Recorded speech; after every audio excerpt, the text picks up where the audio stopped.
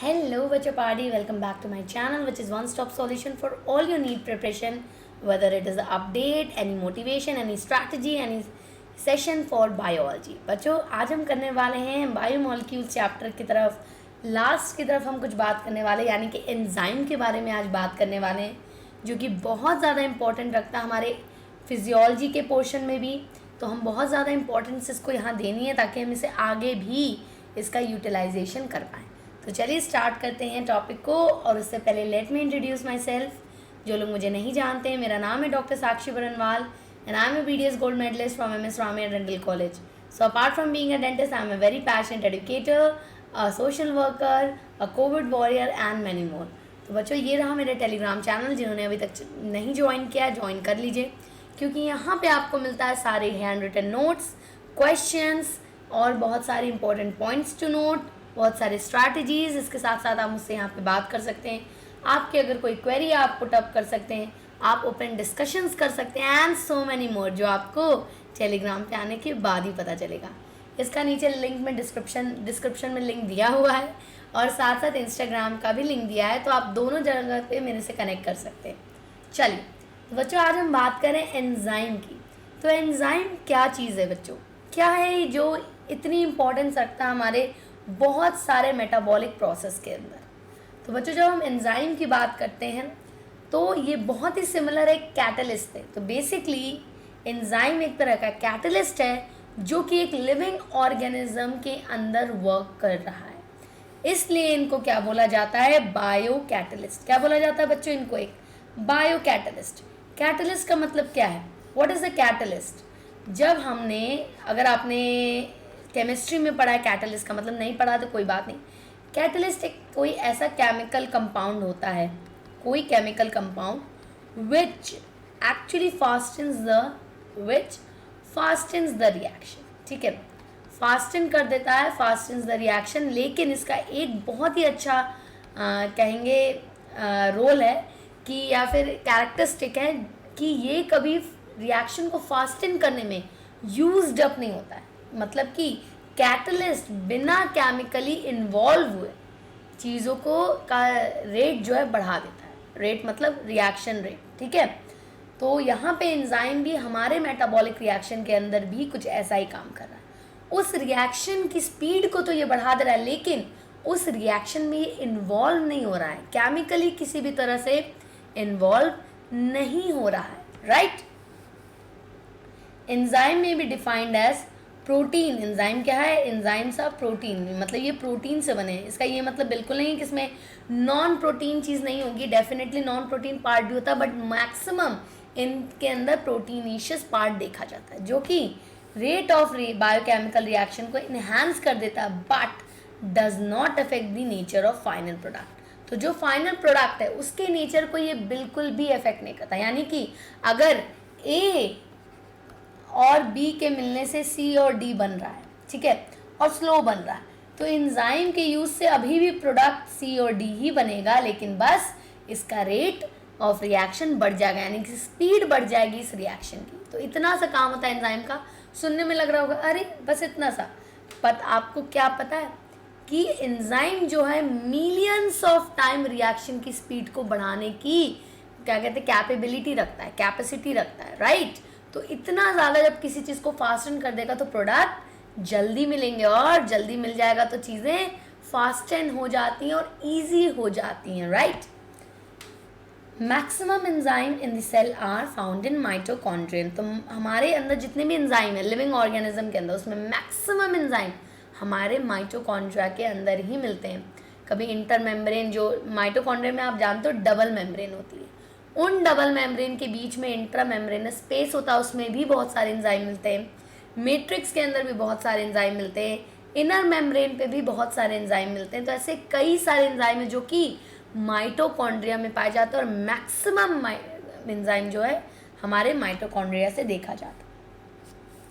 Study of composition and function of enzyme is called enzymology. अब ये बहुत ही ज़्यादा रिलेटिव है. अगर ये क्वेश्चन आएगा तो आप ये मत सोचना कि ऐसा कुछ होता ही नहीं, ऐसा होता है. इसलिए मैं ये आपको बता दे रही हूँ कि ये ना लगे कि आपको यार ऐसा कुछ होता ही नहीं है, अजीब सा क्वेश्चन है. Enzymology actually study of enzyme को कहते हैं, उसकी कॉम्पोजिशन, उसका फंक्शनैलिटी क्या होता है, ये सारी चीज़ों को पढ़ने को एंजाइमोलॉजी कहते हैं, राइट। चलिए अब एंजाइम देखेंगे। एंजाइम बहुत ही इंपॉर्टेंट कंपोनेंट है। ये एंजाइम अगर ये किसी रेट को फास्टन कर रहा है, डेफिनेटली कर रहा है, यही इसका काम है, तो आपको क्या लगता है एंजाइम जो इनिशियल आपका रिएक्शन में सब्सटेंस है उससे बाइंड करता होगा या जो प्रोडक्ट है उससे बाउंड करता होगा? डेफिनेट सी बात है, अगर रिएक्शन को उसको बढ़ाना है तो पहले उसको क्या मिलेगा, पहले कोई सबस्ट्रेट मिलेगा या इनिशियल कोई सब्सटेंस मिलेगा जिसकी वजह से प्रोडक्ट बनेगा।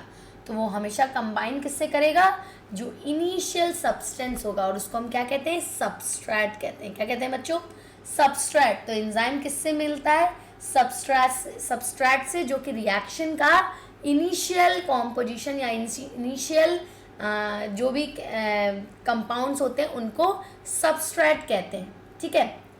एंजाइम जो होता है 3 डायमेंशनल स्ट्रक्चर होता है। जब एंजाइम को रीड करेंगे तो आप 3 डायमेंशनल स्ट्रक्चर में देख सकते हैं, ठीक है।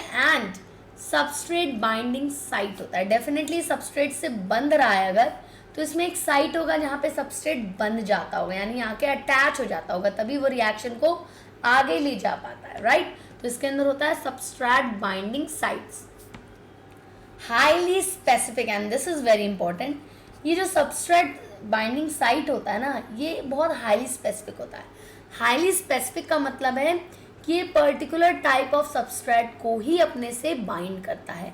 इसी के ऊपर बहुत सी थ्योरी दी गई थी, और बहुत फेमस थ्योरी है लॉक एंड की थ्योरी, ठीक है। लॉक एंड की थ्योरी क्या बोलती है, जैसे कि आप जानते हो हर ताले की कोई एक अनोखी चाबी होती है। हर चाबी से हर ताला नहीं खुल सकता, या हर ताले को हर चाबी से नहीं खोल सकते हैं, उसके लिए कोई पर्टिकुलर ही चाबी चाहिए या पर्टिकुलर ताला ही चाहिए, राइट। उसी तरह सबस्ट्रेट और एंजाइम होते हैं। एंजाइम अगर बड़ा है, ताले का काम कर रहा है, तो सबस्ट्रेट चाबी का काम करेगा, जो उसके परफेक्ट साइड पे फिट होता है। जब तक परफेक्ट साइड पे फिट होने वाला सबस्ट्रेट नहीं मिलता है, एंजाइम रिएक्शन को नहीं आगे ले जा सकता है। तो हमारा एंजाइम बहुत ज़्यादा ही स्पेसिफिक होता है किसी भी सबस्ट्रेट के लिए। ये किससे इफेक्ट होता है, आपके टेम्परेचर से, पीएच से, यानी कि ये सारी चीज़ें हैं जो एंजाइम पे असर करती हैं, इन पे इफेक्ट डालती हैं, विच कैन इन्हांस और degrade the speed of the enzyme, right. Increases the rate of reaction, enzyme का एक्शन ही है कि कैटलिस्ट की तरह रेट ऑफ रिएक्शन को बढ़ा दें। Remain unaltered during the course of reaction, enzyme का जो कॉन्स्टिट्यूएंट है वो कभी चेंज नहीं होता है रिएक्शन के टाइम। एंजाइम जैसा बाइंड किया था वैसा ही एंड में मिलता है, उसमें कोई चेंज नहीं मिलता, बट सबस्ट्रेट को प्रोडक्ट में वो चेंज करके दे देता है। ये इसका स्पेसिफिक कैरेक्टरिस्टिक्स होते हैं। Inhibited by inhibitor, very very important. Enzyme जो होते हैं इनके भी इनहिबिटर होते हैं, यानी कि इनहिबिटर क्या होता है, जो किसी चीज़ को रोकता है। तो एंजाइम के एक्शन को अगर रोकना है तो कोई ना कोई इनहिबिटर होगा, तभी ना वो रोकेगा। और ये इनहिबिटर क्या करते हैं, जैसे कि आप जान रहे हो कि लॉक एंड की होता है, लेकिन कई बार क्या करते हैं लोग, डुप्लीकेट की बनवा लेते हैं, बनवाते हैं कि नहीं, बट वही काम यहाँ पे इनहिबिटर करता है। ये क्या करता है, जो सबस्ट्रेट होता है उसी की तरह डुप्लीकेट अपना स्ट्रक्चर बना लेता है कि भाई मैं तो ये रिएक्शन होने नहीं दूंगा, तो मैं इसकी तरह डुप्लीकेट बन जाता हूँ, और वो जाके सबस्ट्रेट की जगह एंजाइम से अटैच हो जाता है। अब क्या, सबस्ट्रेट को अटैच होने की जगह ही नहीं मिलती और एंजाइम कोई भी एक्शन ले ही नहीं पाता, यानी कि एंजाइम का एक्शन इनहिबिट हो जाता है, और यही काम करते हैं हमारे इनहिबिटर। क्लियर है। चलिए, 2 types of changes can occur in a reaction. तो जब कोई रिएक्शन एंजाइम के थ्रू हो रहा है उसमें 2 तरह के चेंज हो सकते हैं, एक फिजिकल चेंज और एक केमिकल चेंज। फिजिकल चेंज में क्या होगा, जो कि आपका सबस्ट्रेट होगा उसका जो प्रोडक्ट बनेगा उसमें स्टेट का ट्रांसफॉर्मेशन होगा, यानी फिजिकल ट्रांसफॉर्मेशन देखा जाएगा, सॉलिड से लिक्विड, लिक्विड से गैस, गैस से सॉलिड, कुछ भी ऐसा। इन फेजेस आपके फिजिकल फेजेस में चेंज देखा जाएगा। तो अब देखते हैं, इसमें कोई बॉन्ड ब्रेक नहीं होते, कोई नए बॉन्ड बनते नहीं, यानी कि सब ट्रांसफॉर्मेशन हो रहा है शेप का, बस change in shape and state of matter. जैसे कि पोटैटो को स्लाइसेस में कट करना, हमारा आलू होता है गोलू मटोलू सा, उसको पीस पीस में कट कर दें, क्या हो रहा है, उसका प्रोडक्ट बन रहा है, उसको है क्या है, हमारा चाकू जो है एक तरह से एंजाइम में जो फटाफट फटाफट उसको काट के पीसेस में कर दे रहा, राइट। यानी कि उसका जब शेप चेंज हुआ, बट पोटैटो तो वैसा का वैसा ही है, वैसे ही वाटर को बॉयल करके वाटर वेपर बना दिया, राइट। तो उसमें भी क्या है, स्टेट चेंज हो रहा है बस, और कुछ नहीं। बाकी वाटर वाटर ही रह जाता है, वाटर वेपर भी H2O होता है और वाटर भी H2O ही होता है। क्लियर है। यहीं आएंगे केमिकल चेंज। केमिकल चेंज में एक्चुअली आपका जो प्रोडक्ट होता है वो बहुत ही डिफरेंट होता है आपके सबस्ट्रेट से, ठीक है। तो इसमें बॉन्ड ब्रेक होते हैं डेफिनेटली, और नए बॉन्ड भी बनते हैं, जैसे कि कर्डलिंग ऑफ मिल्क, ठीक है। कर्डलिंग ऑफ मिल्क क्या होता है, मिल्क का दही बन जाना। जब आप थोड़ा सा मिल्क में दही या दूध फट जाता है तो उसका कर्डलिंग हो जाता है, ठीक है। वो सारी चीज़ें आपकी कर्डलिंग ऑफ मिल्क में आती है, जिसमें पूरा केमिकल कॉम्पोजिशन ही उसका चेंज हो गया है। अब वो दही बन चुका है या अब वो पनीर बन चुका है, दैट इज़ अ डिफरेंट, आप कहेंगे different product only, that's not the same as milk, right. तो जब केमिकल स्ट्रक्चर चेंज हो रहा है, केमिकल चेंज हो रहा है, तो यहाँ पे नए बॉन्ड बन रहे हैं और पुराने बॉन्ड टूट भी रहे होते हैं। तो ये सारी चीज़ें आपके एंजाइम करवाने में मदद करता है। क्लियर है। Enzyme increases the rate of reaction by 10 million times. कितने मिलियन, 10 मिलियन तक बढ़ा सकता है। Can you even imagine 10 million times it's increasing the rate of reaction. Huge man, huge. Rate of reaction refers to amount of product form per unit time. Rate of reaction कैसे बता सकते हैं, यानी कि जितना प्रोडक्ट पर unit time बन रहा है, यानी 1 घंटे में अगर 10 मॉलिक्यूल बन रहे हैं, ठीक है, 1 घंटे में 10 मॉलिक्यूल बन रहे हैं तो ठीक है, लेकिन वही 1 घंटे में अगर 20 मॉलिक्यूल बनने लगे तो क्या हो रहा है, रेट ऑफ रिएक्शन डबल हो गया है, क्योंकि प्रोडक्ट उतने ही टाइम पे डबल बनने लगा है, ठीक है। या तो आप कह सकते हो आधे घंटे में 10 मॉलिक्यूल बनने लगे हैं तो भी रेट ऑफ रिएक्शन तेज हो गया है, क्योंकि अब जो 1 घंटे में काम हो रहा था वो आधे घंटे में ही हो जा रहा है। यहाँ पे भी रेट ऑफ रिएक्शन डबल हो गया है, राइट। तो ये सारी चीज़ें डिपेंड करती हैं रेट ऑफ रिएक्शन कैसे, कि कितना प्रोडक्ट कितने टाइम में बन रहा है, उसमें अगर चेंजेस आते हैं, बढ़ जाता है वो चीज़, तो डेफिनेटली यही देखा जाता है कि रेट ऑफ रिएक्शन भी बढ़ गया है। एग्जाम्पल क्या है, formation of carbonic acid. Carbonic acid आपके कार्बन डाइऑक्साइड और वाटर से बनता है, राइट। इसमें 200 molecule of carbonic acid is form जब एंजाइम का इन्वॉल्वमेंट होने लगता है, ठीक है, ठीक है। 200 मॉलिक्यूल कब बनते हैं, जब नॉर्मली देखा जाता है, लेकिन जब एंजाइम, कौन सा एंजाइम, कार्बोनिक एनहाइड्रेस एक एंजाइम है जो इस पे वर्क करता है, जब ये आपका इस रिएक्शन के बीच में आ जाता है तब 6 लाख मॉलिक्यूल उतने ही टाइम पे बन रहे होते हैं। कैन यू इवन इमेजिन, जहाँ पे सिर्फ 200 मॉलिक्यूल बन रहे थे नॉर्मली, वहाँ पे एंजाइम कई आते ही, एक्ट करते ही 6 लाख मॉलिक्यूल बनना शुरू हो गए उतने ही टाइम में, यानी कि रेट ऑफ रिएक्शन बहुत ही ज़्यादा फास्ट हो चुका है। क्लियर है। तो ये होता है मेन एंजाइम का work. Reactant with enzyme act is termed as substrate. तो रिएक्टेंट जिस पे आपका एंजाइम एक्ट करता है उसको सबस्ट्रेट कहते हैं, ये मैंने पहले ही बताया था। बिना सबस्ट्रेट से अटैच किए एंजाइम वर्क नहीं करेगा। तो जब एंजाइम सबस्ट्रेट से मिलता है तो क्या बनाता है, एंजाइम सबस्ट्रेट कॉम्प्लेक्स, इसमें केमिकल रिएक्शन होती है और फाइनली एंजाइम प्लस प्रोडक्ट बन जाता है, राइट। तो ये पूरा सिनेरियो होता है इस पूरे रिएक्शन का। Concept of activation energy. Activation energy क्या होता है बच्चों, तो एक जो रिएक्शन होती है वो एक पर्टिकुलर एनर्जी, एक्टिवेशन एनर्जी के बाद ही प्रोडक्ट बनाना शुरू करती है। बेसिकली उसको थ्रेशोल्ड एनर्जी कह सकते हो, जिस एनर्जी पे पहुंचने के बाद ही प्रोडक्ट का फॉर्मेशन हो, राइट। मान लो आप पानी को उबालने रखे हो गैस पे, राइट। अब हीट आप दिए जा रहे हो, तुरंत ही गैस जलाते ही तो वाटर वेपर नहीं बनने लगेगा ना, थोड़ा देर गर्म होता है, पानी बॉयल होना शुरू करता है, फिर वाटर वेपर उठने लगते हैं, राइट। जैसे ही पहला मॉलिक्यूल ऑफ वाटर वेपर उठता है वो उसकी एक्टिवेशन एनर्जी होती है। क्लियर है। वही होती है एक्टिवेशन एनर्जी, और इसी एक्टिवेशन एनर्जी को एक्चुअली जब एंजाइम सबस्ट्रेट से कंबाइन करता है, यही एक्टिवेशन एनर्जी का लेवल काफ़ी लो करता है, यानी बहुत जल्द अब वो रिएक्शन प्रोडक्ट देने लगेगा एज कम्पेयर टू जितना एनर्जी पहले उसको मांगता था, राइट। तो पहले देखेंगे एक्टिव साइट क्या होता है, what is the active site, ठीक है। तो आपका जो एंजाइम है उसके ऊपर एक बाइंडिंग साइट होता है, यानी कि जहाँ पे सबस्ट्रेट अटैच हो और उसके अटैचमेंट के बाद ही वो इन्हांस होता है, वही होता है उसका active site. A cluster of specific chemical groupings और only a specific substrate fits into it.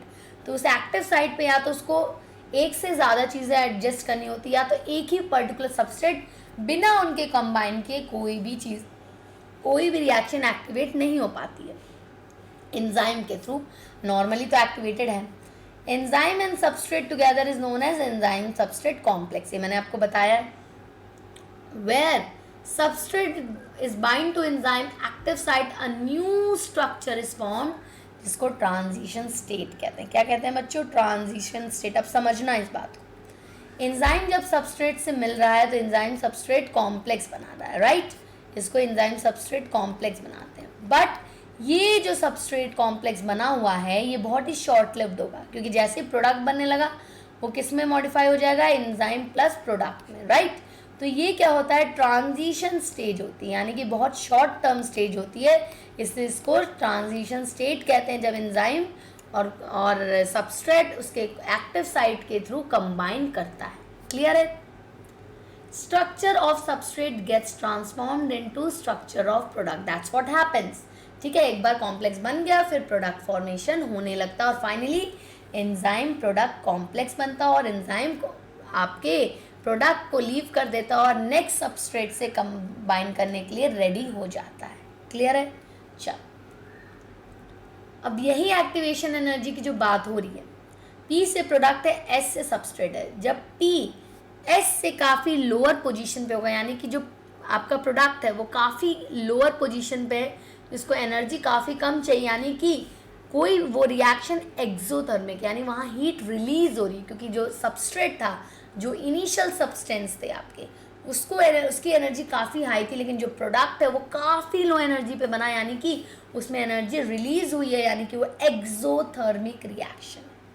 ठीक है, अपार्ट फ्रॉम बीइंग एक्सोथर्मिक और एंडोथर्मिक, ठीक है, एनर्जी रिक्वायरमेंट किसी भी अगर केमिकल रिएक्शन में हो रही है तो एस फेज को डेफिनेटली एक थ्रेशोल्ड से होकर ही प्रोडक्ट फॉर्मेशन करना है, भले ही वो एक्सोथर्मिक हो या एंडोथर्मिक हो, लेकिन एस को तो एक एनर्जी तक पहुंचना ही पड़ेगा ताकि वो प्रोडक्ट को बना पाए।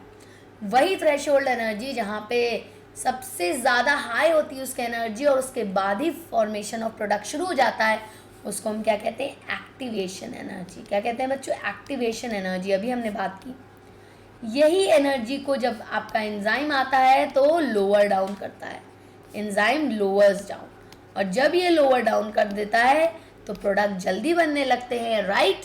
Product formation becomes faster, right? Difference in average energy content of S from its transition state is called activation energy, यानी कि यहाँ पे सबस्ट्रेट शुरू हुआ इस एनर्जी पोटेंशियल पे, ठीक है, अब धीरे धीरे इसकी एनर्जी बढ़ते गई और ये रहा ट्रांजिशन स्टेज, ये रहा इसका ट्रांजिशन स्टेज, यानी कि ये जो पार्ट है जहाँ से ये एनर्जी से शुरू होकर हाईएस्ट एनर्जी पे पहुँचा, इसको हम एक्टिवेशन एनर्जी कहते हैं, और यही एक्टिवेशन एनर्जी को हमारा एंजाइम कंबाइन करके लो करता है, यानी कि इनका जो ट्रांजिशन स्टेट है वो यहीं पे आ जाता है, रादर देन यहाँ आने के यहीं पे आ जाता है, यानी कि कितना लोअर डाउन कर दिया इनने एनर्जी और बहुत जल्दी प्रोडक्ट का फॉर्मेशन होता है। देखो, सबस्ट्रेट सेम है, प्रोडक्ट सेम है, बस एक्टिवेशन एनर्जी को लोअर डाउन किया है हमारा एंजाइम। ठीक है, यानी कि एनर्जी बैरियर को बहुत ईजिली अब सबस्ट्रेट क्रॉस कर जाता है और प्रोडक्ट ज़्यादा ईजिली फॉर्म हो रहा है। अब आई थिंक आपको क्लियर है कि एक्टिवेशन एनर्जी क्या होता है, कैसे एंजाइम इसको लोअर करता है और कैसे प्रोडक्ट जल्दी बनने लगता है। ठीक है, कोई भी डाउट हो आप मुझसे कमेंट सेक्शन में, टेलीग्राम में, आप इंस्टाग्राम में मुझसे पूछ सकते हैं। Okay, nature of enzyme action. Enzyme cycle of an enzyme action can be describe in the following steps. पहला, सबस्ट्रेट जो है एक्टिव साइट पे एंजाइम से बाइंड करता है, राइट, एक्टिव साइट पे बाइंड करता है और एंजाइम सबस्ट्रेट कॉम्प्लेक्स बनाता है। क्या बनाता है? Enzyme substrate complex is form. Binding of substrate includes the enzyme to alter its shape fitting more tightly around the substrate. जैसे ही सबस्ट्रेट एंजाइम में कंबाइन करता है, एंजाइम अपना थोड़ा सा शेप चेंज करके फिटिंग बढ़िया करता है और एक बहुत ही अच्छा कॉम्प्लेक्स और तगड़ा कॉम्प्लेक्स बना लेता है। Once this active site is form, उसके बाद एंजाइम अपना एक्शन शुरू करता है और सबस्ट्रेट धीरे धीरे अपनी एक्टिवेशन एनर्जी को क्रॉस करते हुए ब्रेक डाउन होके इन प्रोडक्ट बनाने लगता है और अब फाइनली क्या बनता है, एंजाइम प्रोडक्ट कॉम्प्लेक्स। क्या बनता है, एंजाइम प्रोडक्ट कॉम्प्लेक्स, क्योंकि अब प्रोडक्ट बनना शुरू हो गया। जैसे जैसे आपका प्रोडक्ट बनते जाता है वैसे वैसे एंजाइम प्रोडक्ट बना के उसको रिलीज कर देगा और एंजाइम नेक्स्ट सबस्ट्रेट के लिए अवेलेबल हो जाता है, राइट, ताकि उसको दूसरे एक्टिविटी को इन्हांस कर पाए। ठीक है, release is the product of reaction free enzyme is ready to bind with another molecule of substrate and run through the catalytic cycle once again. ठीक है, तो यही पूरा कॉन्सेप्ट है। देखिए, ये रहा सबस्ट्रेट, ये रहा एक्टिव साइट, ये एंजाइम है हमारा, ये सबस्ट्रेट है हमारा, एंजाइम और सबस्ट्रेट कंबाइन किए, कॉम्प्लेक्स बन गया, धीरे धीरे प्रोडक्ट फॉर्मेशन हुआ, प्रोडक्ट को ये अलग किया और वापस से हमारा एंजाइम अवेलेबल है फॉर न्यू सबस्ट्रेट। क्लियर है? अब तो ये मैंने 10 बार बता दिया, अब आप होप आपको कोई भी दिक्कत नहीं होगी। Factors affecting enzymatic activity. Enzyme की एक्टिविटी को कौन कौन से फैक्टर अफेक्ट करते हैं, हमने पीछे पढ़ा था। पीएच, टेम्परेचर, बस क्या यही है? नहीं। चलिए देखते हैं क्या क्या है। पहला देखते हैं टेम्परेचर। तो जैसे जैसे टेम्परेचर बढ़ाएंगे हो सकता है एंजाइम एक्टिविटी बढ़ते जाए, लेकिन एक जब तक एक ऑप्टिमम टेम्परेचर नहीं आता, यानी कि जिस टेम्परेचर पे एंजाइम सबसे बेस्ट एक्ट करता है, क्योंकि एंजाइम के अंदर भी एक कैरेक्टरिस्टिक होती है, क्योंकि वो पर्टिकुलर टेम्परेचर और पीएच पे सबसे बेहतर एक्ट करता है। तो जब वो उस टेम्परेचर पे पहुंच जाता है जो उसका ऑप्टिमम टेम्परेचर होता है, उस पर वो सबसे बढ़िया और सबसे अच्छी तरीके से काम कर रहा होता है। लेकिन उस ऑप्टिमम टेम्परेचर से पहले या बाद में जो भी टेम्परेचर आता है उसमें एंजाइम की एक्टिविटी या तो घट जाती है या तो डीनेचर्ड हो जाती है। अगर टेम्परेचर कम हुआ तो एंजाइम की एक्टिविटी स्लो डाउन हो जाएगी, कई बार रुक भी जाती है, और अगर टेम्परेचर बहुत ज़्यादा हाई हो गया कि उसकी ऑप्टिमम टेम्परेचर को क्रॉस कर गया है, तब प्रोटीन से बना हुआ एंजाइम, तो प्रोटीन उसका डीनेचर्ड हो सकता है परमानेंटली भी। क्लियर है? चलिए देखेंगे। Enzyme activity is highest eight optimum temperature. तो इसको एक ऑप्टिमम टेम्परेचर चाहिए होता है ताकि इसकी एक्टिविटी सबसे ज़्यादा हाईएस्ट रहे इस समय। एट वेरी लो टेम्परेचर, बहुत लो टेम्परेचर पे एंजाइम इनएक्टिव बन जाता है। तो आप देखते हैं, अगर आपके दूध को मम्मी ने उबाला है लेकिन शाम को क्या करती हैं, वो फ्रिज में रख देती हैं ताकि दूध फटे ना, क्योंकि उसके अंदर एंजाइम्स ऑलरेडी प्रेजेंट होते हैं। तो वो फ्रिज में रखने से क्या होता है, एंजाइम की कोई एक्टिविटी नहीं होती, इसलिए दूध फटता नहीं। लेकिन अगर बाहर छोड़ दी गलती से रात भर, तो अगले दिन दूध फटा मिलता है, क्योंकि इसके अंदर एंजाइम एक्ट कर रहे होते हैं। At very high temperature enzyme destroy हो जाते हैं, डीनेचर्ड हो जाते हैं, क्योंकि ये प्रोटीन से बने हैं और प्रोटीन हाई टेम्परेचर पे डीनेचरेशन दिखाता है। एग्जाम्पल क्या है, keeping milk in refrigerator prevents curdling as enzyme activity is stopped. Same example which I gave you. Next देखेंगे पीएच पे। देखो, एंजाइम की एक्टिविटी विद टेम्परेचर बढ़ते जा रही, बट ये इसका ऑप्टिमम टेम्परेचर है। This is the optimum temperature जहाँ पे ये मैक्सिमम एफिशिएंसी से काम कर रहा है, राइट। लेकिन इसके बाद कोई टेम्परेचर आया तो ये डीनेचुरेशन होने लगता है, हो सकता है परमानेंट डीनेचुरेशन भी हो जाए इनके अंदर, राइट। वैसे ही पीएच भी हमारा, पीएच भी ऑप्टिमम होता है, उसके ऊपर या उसके नीचे एंजाइम की एक्टिविटी स्लो हो जाती है या बेकार हो जाती है। ठीक है, डिक्लाइन होने लगती है ऑप्टिमम वैल्यू से। तो ये देखो, इसका ऑप्टिमम है, इसके नीचे भी जाएगा किसी भी तरफ तो उसकी एक्टिविटी डिक्लाइन होना शुरू हो जाती है। Digestive enzyme works best at acidic pH. तो हमारे जब हम फूड डाइजेस्ट करते हैं तो हमारे स्टमक में मैक्सिमम डाइजेस्टिव एंजाइम होते हैं जो कि एसिडिक पीएच में काम करते हैं, इसलिए हमारे स्टमक में HCl प्रेजेंट होता है। ठीक है, लेकिन अगर उनका पीएच कम कर दिया जाए या बढ़ा दिया जाए तो उनके अंदर उतनी कैपेसिटी नहीं रह जाएगी। क्लियर है? चल, कॉन्सेंट्रेशन ऑफ सबस्ट्रेट, ये तो एक बहुत ही इंपॉर्टेंट चीज़ है। अगर सोचो, अगर एंजाइम बहुत तेज एक्ट कर रहा है, बहुत फास्ट एक्ट कर रहा है, राइट। अब लगेगा यार, अगर इतना तेज ये काम कर रहा है तो क्यों ना क्वांटिटी भी बढ़ा लिया जाए। अगर ज़्यादा सबस्ट्रेट डालेंगे तो ज़्यादा प्रोडक्ट बनेगा, ऑलरेडी तेज हो गया और डबल तेज हो जाएगा। ठीक है, हम तो ये सोचते हैं। मान लो हमने 100 सबस्ट्रेट पहले लिए थे, ठीक है, पहले 100 सबस्ट्रेट लिए थे जो कि प्रोडक्ट भी बनाते थे कितने, 50 के मान लो 20 प्रोडक्ट बनाते थे, 20। बाद में एंजाइम एक्टिविटी के कारण 100 सबस्ट्रेट आपके 50 बनाने लगे, राइट। अब हम क्या सोच रहे हैं, इस सबस्ट्रेट को अगर हम दुगना कर दें तो ये भी दुगना हो जाएगा अपने आप, राइट, क्योंकि एंजाइम तो बहुत तेज एक्ट कर रहा है, कितना गुना, ऑलमोस्ट 2.5 टाइम्स बेटर वर्क कर रहा है, राइट। तो अब हम क्या करने को सोचते हैं कि चलो यहाँ 200 डाल दें, लेकिन हम क्या देख रहे हैं यहाँ पे 50 ही बन रहे हैं। क्यों ऐसा हो रहा है, क्यों ऐसा हो रहा है? ठीक है, हो सकता है शुरू में 200 लो तो हो सकता है 70 बन जाए, मान लेते हैं, चलो अच्छा चलो छोड़ो, एक बार रुको, फिर से बताते हैं, इरेज करो सब, आपको पूरा अच्छे से बताते हैं फिर से। मान लो 100 से 20 ही बन रहा है, फिर 100 से 50 बनने लगा, कब? जब एंजाइम इन्वॉल्व हुआ। क्लियर है? अब लालच आ गई, भैया ये बढ़ा दो, चलो 200 बना दिए, ये 100 बनाने लगा, वाह जी वाह, बहुत अच्छी बात है। फिर आपको क्या लिया, 300 लिया तो ये 150 बनाने लगा, वाह जी वाह, बहुत ही बढ़िया बात है।